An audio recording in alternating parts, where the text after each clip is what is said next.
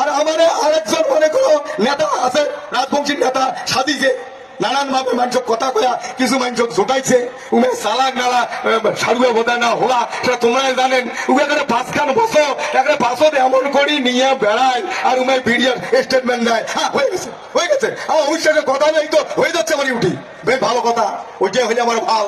তারপরে বারে ইস এখন এই যে নক্তে মনে হয় আকাশ থেকে আশ্রয় ফেলায় একেবারে,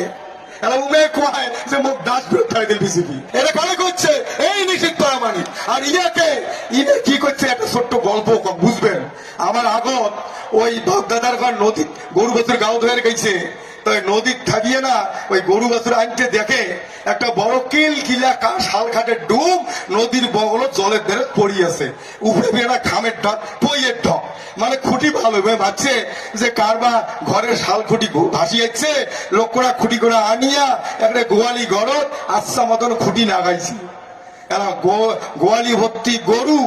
এরা ওই কয়েকদিন পরে দেখে একটা বড় গলগলা হালুয়া গরু এখানে রক্ত শুনে নাই গিয়ে রক্ত পড়িয়া ঠট্টরায় মরিয়াছে। এরা মনে করছে কি বা দোষ, ওটাও ফেলে দিন। ফির 10-12 দিন পরে আরো একটা গরু মরিল, ফির 15-20 দিন আরো একটা গরু। এইবার বাড়ির মালিক কয় না এটা ব্যাপারটা কি, দেখা খাবে রাতত কি কামাশিয়া গরুটা মারি ফেলায় নাকি।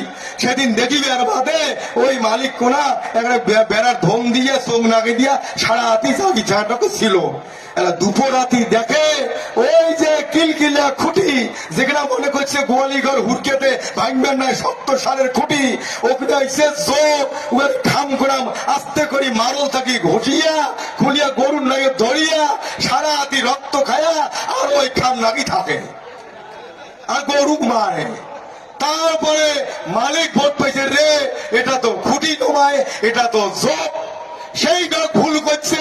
আমার যে আর একজন নেতা সাজিছে আমাদের ভাই নেতা জাতি উদ্ধার করার ভাবে, কিন্তু এ যাবত জাতি মাটির জন্য কোন কর্মকাণ্ড উয়ার ভিতরে দেখলাম না।